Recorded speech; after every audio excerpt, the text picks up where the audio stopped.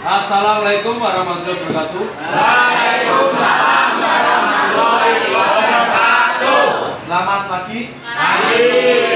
Sehat hari ini? Sehat. Mari kita mulai kegiatan pembelajaran ini dengan berdoa. Sekarang dipimpin untuk berdoa. Di tempat duduk siap gerak. Berdoa mulai.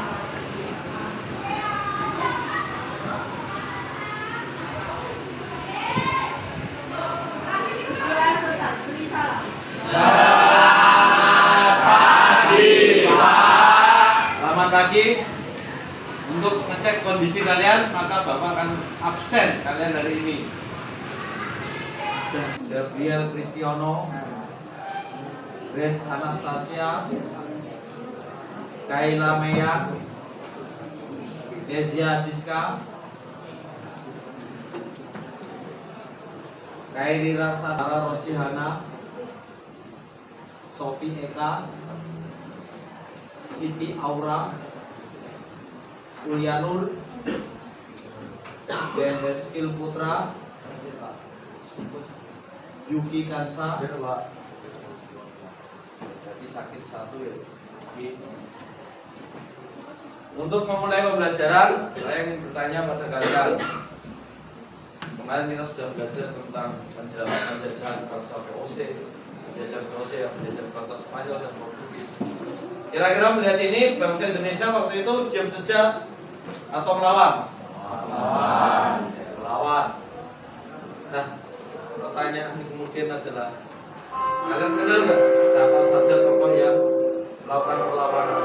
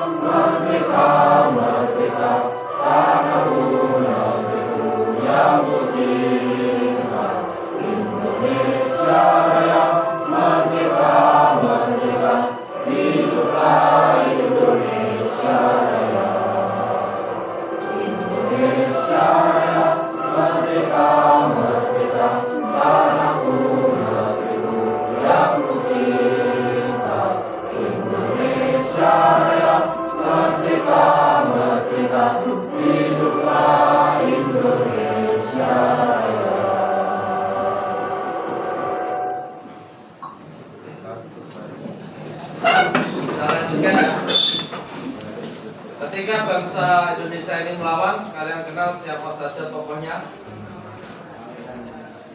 Pangeran Diponegoro, Sultan Hasanuddin, yang pojok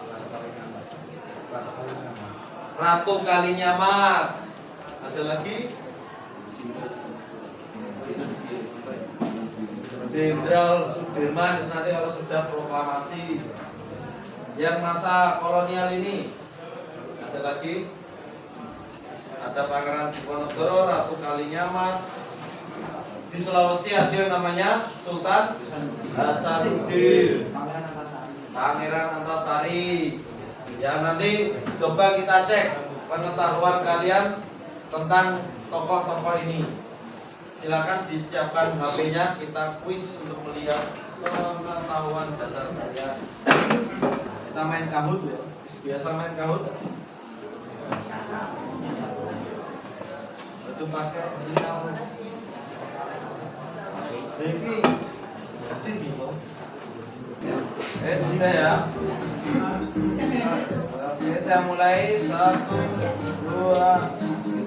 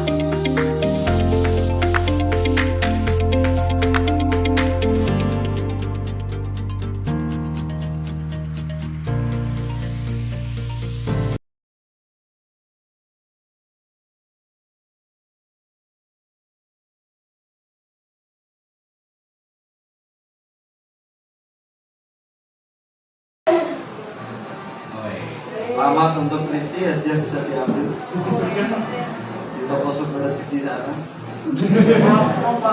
Profesor. Selamat buat teman-teman acara. Ngopi. Iya, Bang. Ini dulu apa ini? Ancam. Kalau dulu aja. Live blackboard.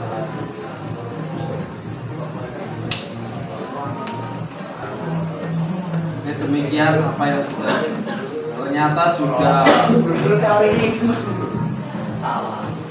kalau 53% dari 30 pertanyaan yang mampu menjawab benar sudah bagus atau tidak? Bagus. Nah, kita tepuk tangan untuk para pemenang.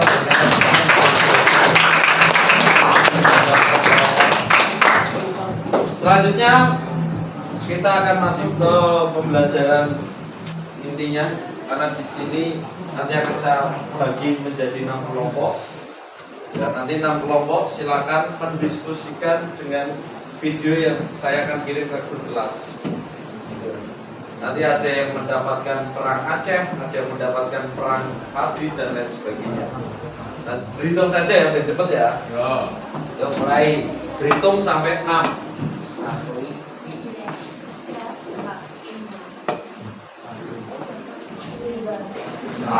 Nah, 1, 2, 3. Oke, berkumpul ya dengan setiap ininya ya. Satu, Bang. Satu dua satu. Satu.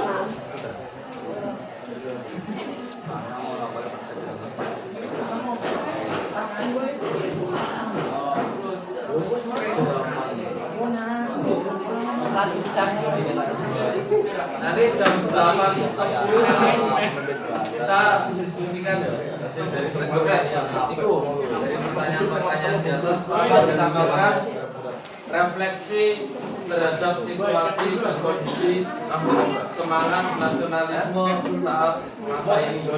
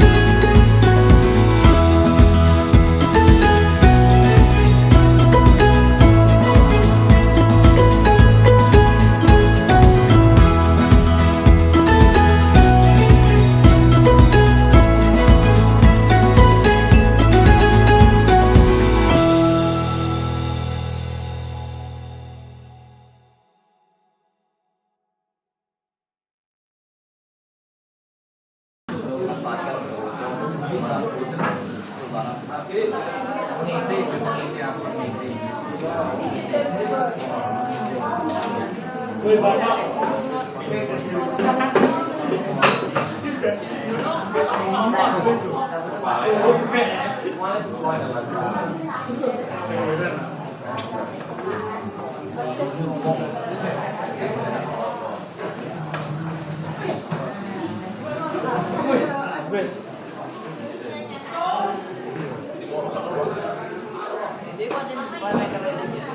Oke, cukup ya.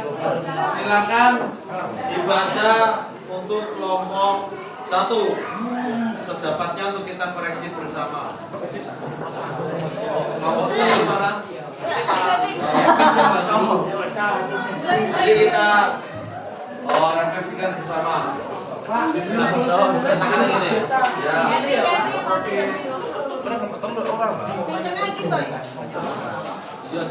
Silakan kelompok 1.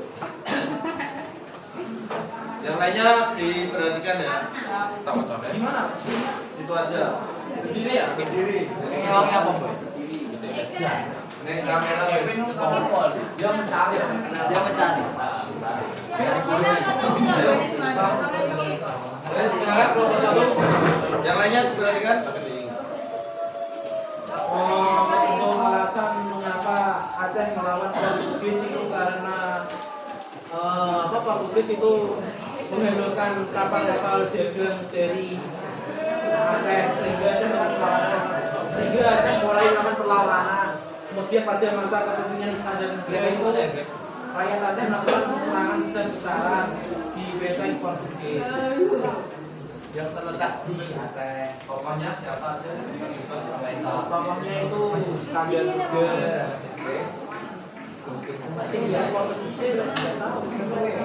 Tokoh utamanya di sini Sultan Iskandar Muda dari Kerajaan Aceh Darussalam. Bagaimana cara mereka melawan itu dengan itu Pak? Membuat ada pasukan Iskandar Muda itu buat pasukan kayak infanteri, terus pasukan gajah, terus itu apa? Mendatangkan barang bantuan dari Turki, terus membuat kapal yang besar menampung sampai 600 sampai 800 personil.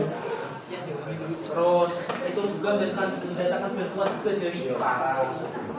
Mengapa perlawanan itu belum berhasil? Karena sama kuat.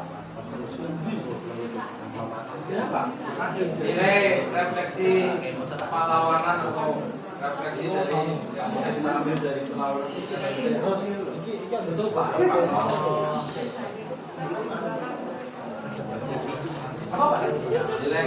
nilai-nilai kepahlawanan yang bisa kita ambil dari perlawanan. Semangat perjuangan tidak mau jadi bangsa yang ditindas dan kegigihan untuk melawan Portugis walaupun akhirnya juga kalah. Oke, silakan untuk kelompok 2. Mana kelompok 2? Silakan dibacakan.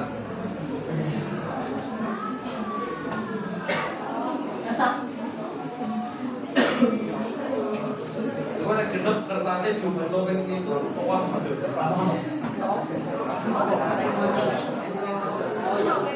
silakan dibaca.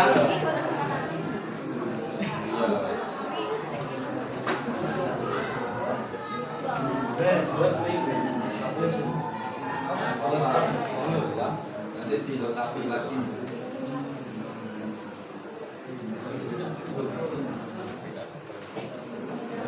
Alasan mengapa mereka melawan karena Sultan Agung menganggap kerajaan Belanda di Batavia sebagai ancaman terhadap Perang Arab.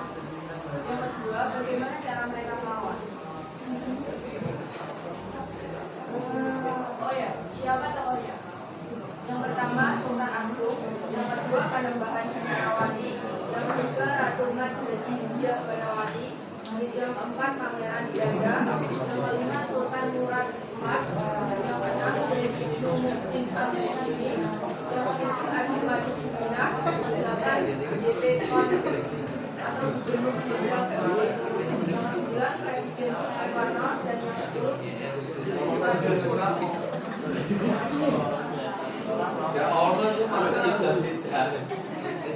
tidak lanjut dulu. silakan. Nilai-nilai refleksi kepahlawanan yang bisa diambil loh.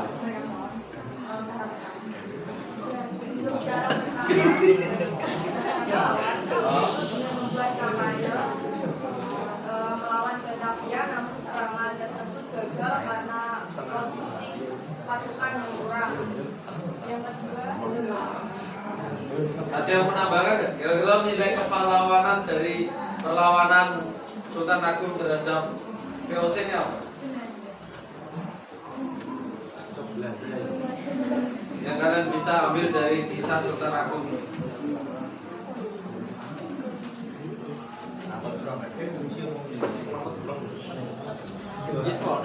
Berusaha melawan Batavia, melawan ketidakadilan. Terus ada lagi mungkin sampai 2 kali menyerang. Itu tandanya berarti pantang menyerah ya. Walaupun memang dihadapi juga tidak enteng dan tidak ringan. Oke, selanjutnya kelompok 3. kelompok 3.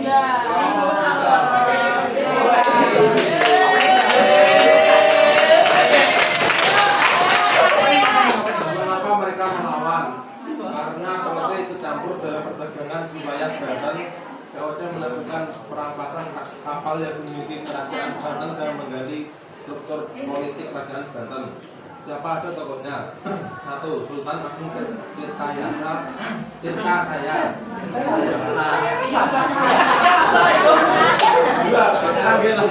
Tirtaya. 3. Abu Nasar Abdul Qahar. 3. Ki Gedeng Tapal. 4. 5. Pihak VOC yaitu Francois Tech BKM. Bagaimana cara mereka melawan? 1. Perang Abiria. 2. Mengambil alih monopoli. 3. Perampasan kapal. 4. Merusak tabu yang dimiliki oleh VOC. 5. Blokade kapal VOC. 6. Membangun saluran irigasi dari Sungai Untung Jawa sampai Spontan. Mengapa perlawanan itu belum berhasil? Strategi adu domba yang di selatan VOC berhasil membuat perselisihan terhadap Sultan Agung Tirtayasa dan rekannya Sultan Haji serta kekuatan militer VOC yang lebih unggul dan dukungan Sultan Haji pada VOC sehingga melemahkan perjuangan rakyat Banten. Hal ini juga disebabkan dengan adanya monopoli perdagangan. Nilai-nilai kepahlawanan yang bisa diambil: pantang menyerah, terus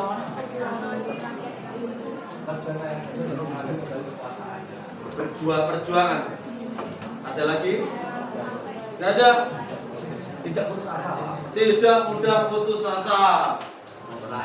Bisa kita lihat dari tokoh yang terlibat ya. Kelompok 4. Mana kelompok 4? Terus silakan.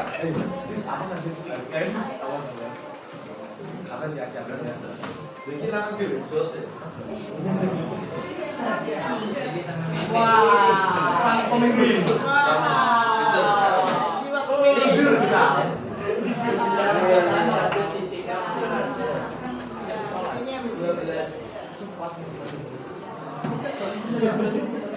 Mengapa mereka melawan Belanda? Karena Belanda ini menguasai seluruh tanah Batak yang merupakan wilayah kekuasaan Raja Singa Mangaraja 12.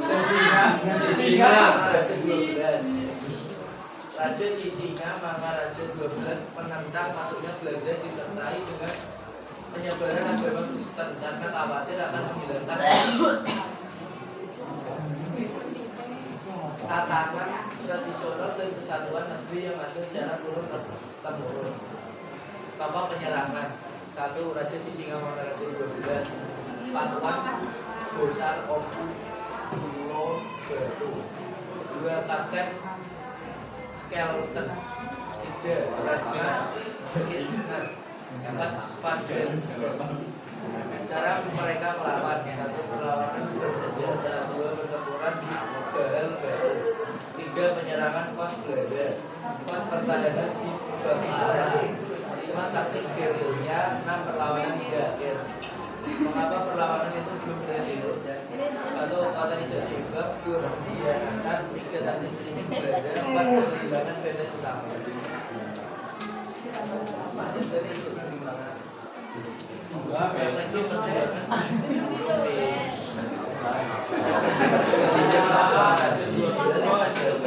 Kita nilai-nilai penting. Satu, patriotisme. Dia berjuang mati-matian mempertahankan kedaulatan tanah Batak dari penjajahan Belanda. Dua, pertahanan identitas. Dia menolak generalisasi yang dikhawatirkan akan Cukup ya. Next kelompok 5.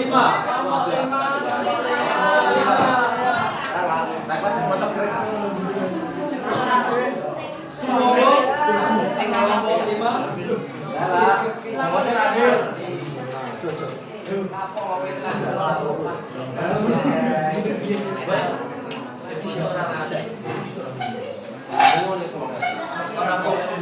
Oke, yang lainnya perhatian dulu, perhatikan. Kenapa mereka melawan? Karena VOC ingin memonopoli kerajaan dua.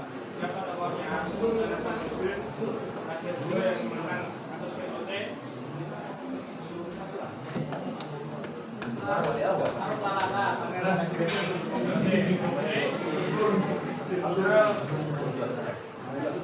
Jenderal Mike Suker. Bagaimana cara mereka melawan? Kalau kasus VOC siapa militer dan perlawanan terbuka. Mengapa perlawanan itu belum berhasil? Karena VOC mengajukan Arpalaka sehingga menggunakan strategi Bugis dan Pasukan VOC dan orang Bugis menurut di bawah pimpinan Arpalaka dengan senjata yang jelas berhasil merusak pasukan berikutnya benteng Cihangan karena benteng pertahanan seperti Arpalaka. Kemudian Bunaya upaya perlawanan kembali dilakukan. Nilai-nilai sikap anti monopoli berani kepemimpinan buat exit. Oke, cukup. Kelompok 6. Lanjut. Perang Minangkabau, suamiku Imam Bonjol. Perang Padi. Apa sih penyebab dari perang Padi? Perang Padi disebabkan karena ketunangan kaum Padi terhadap kaum adat. Di mana kaum adat itu menentang ajaran-ajaran Islam dengan kebiasaannya seperti berjudi, pemilu dengan keras dan zina. Lalu siapa tokohnya? Tokohnya adalah Tuanku Imam Bonjol atau nama aslinya Petrus Syarif. Lalu bagaimana cara mereka melawan? Kaum Padi melawan dengan menyeberang pos-pos dan penjagaan terhadap patroli. Lalu mengapa melawannya belum berhasil? Yang pertama, karena kurangnya dukungan dari kaum adat. Lalu keterbatasan senjata. Kaum Padi masih menggunakan senjata tradisional seperti tombak. Yang ketiga adalah strategi budaya yang memanfaatkan konflik antara kaum Padi dengan kaum adat. Nilai-nilai kepahlawanan. Yang pertama, persatuan dan kesatuan. Persatuan dan kesatuan dari awal sudah tidak ada antara kaum Padi dan kaum adat. Yang kedua, keagamaan dan keadilan. Keagamaan yang diperjuangkan dari kaum Padi dan keadilan yang dituntut kaum Padi terhadap kaum adat.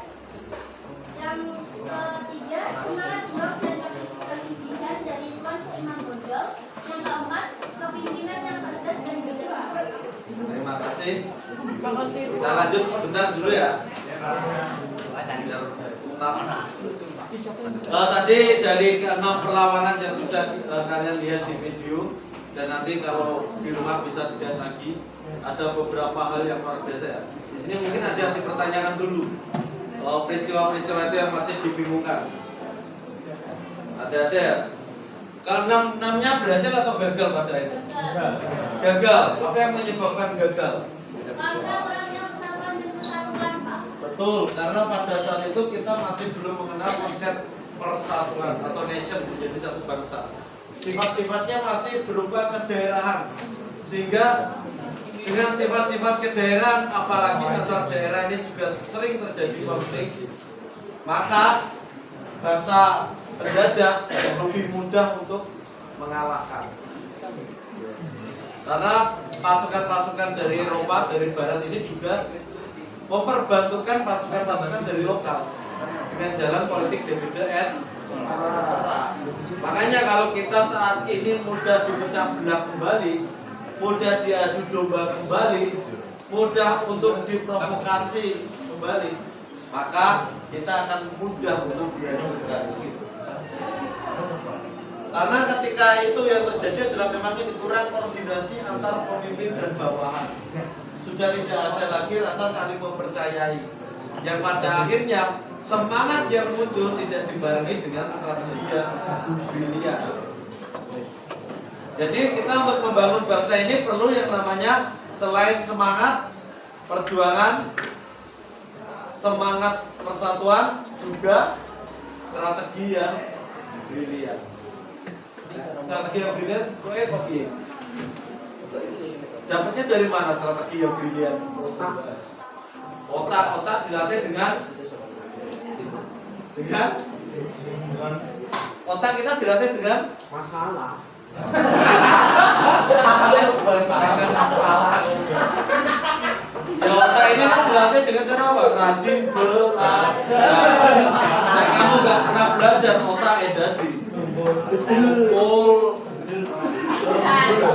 Sebagainya. Oke, sebagai penutup, silakan buka tulis alat tulisnya, buku. Tolong buatkan saya satu kutipan mengenai materi hari ini yang kira-kira bisa dibuka semua. Kata-kata. Biasanya kan generasi Gen Z itu kan pandai bermain kata-kata.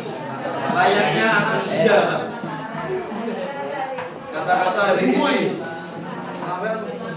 sebagai bahan refleksi kita.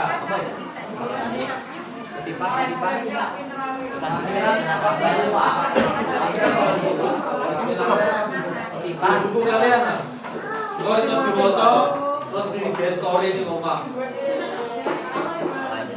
perjuangan saya seperti Sultan Agung, Bakti utawa Mukti.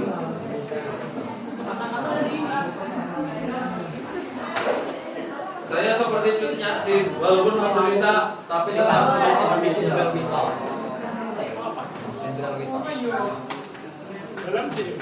Opone, barangan akhir. Biasanya. Cukup ya, satu. Tolong sampaikan kata-kata hari ini. Marcelino Hino. Ya, Pesel.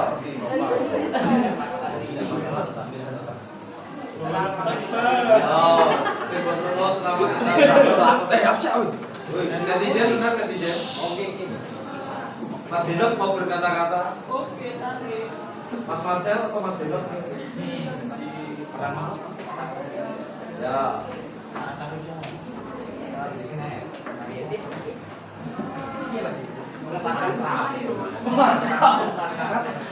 Kata-kata si indah loh kalimat tentang perjuangan di Ponorogo, Sultan Agung, Sultan Agung Tirtayasan.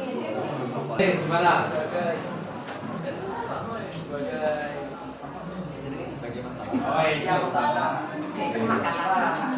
Maksudnya lagi berjuang dengan para pahlawan yang senja. Iya. Sebagai generasi masa sekarang kata Mas Marcel, kita semangatnya harus lebih tinggi, perjuangan kita harus lebih besar daripada para pejuang di masa pejuang tenang ora iki. Ya, Pak. Ya, selanjutnya netizen tenang.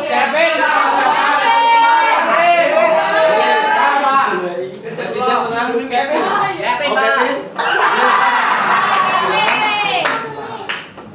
Perlawanan Banten bukan sekedar perang, tetapi bukti keberanian rakyat mempertahankan tanah air dari penindasan penjajah.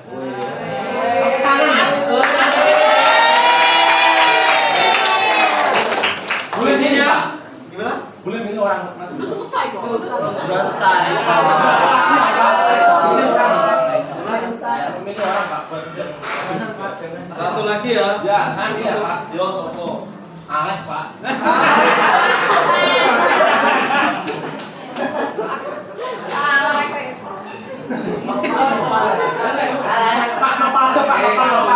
Pak, saya nggak punya kata-kata. Oke, kalau nggak ada, ini yang terakhir ya penutup ya. Silakan untuk Dia Sariza Maharani. Wah, penyalek ini.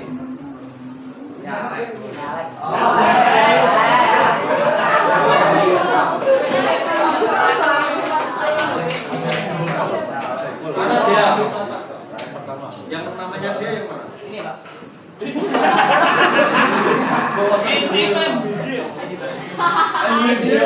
MBB sejuta juta budaya. Silakan. Juta budaya. Dia.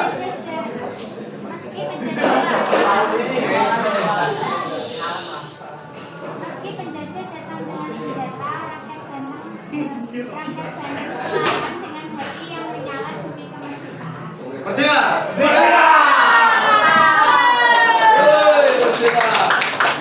Oke, terima kasih untuk hari ini pembelajaran yang luar biasa dan saya next di rumah ada film yang bisa kalian tonton bagus. Judulnya Tentang Aku atau film Akuno tentang pangeran Diponegoro. Ini film yang dulu paling mahal proses produksinya di tahun dulu. Judulnya 1868. Ini karya Indonesia di masa dulu di waktu itu. Sampai risetnya berbulan-bulan bahkan bertahun-tahun hanya untuk membuat film ini. Karya Teguh Karya. Filmnya beberapa menit? Ada sekitar 2 jam 3 jam tentang perang Diponegoro. Ini perang pada waktu itu paling mudah tahun 1868. Itu saja dari saya. Next kita akan sedikit mereview apa yang sudah kita pelajari tentang perlawanan. Terus kita juga belajar tentang pengaruh-pengaruh dan dampak dari kolonialisme dan imperialisme. Terima kasih, selamat siang. Tepuk tangan untuk kita semua. Assalamualaikum warahmatullahi wabarakatuh.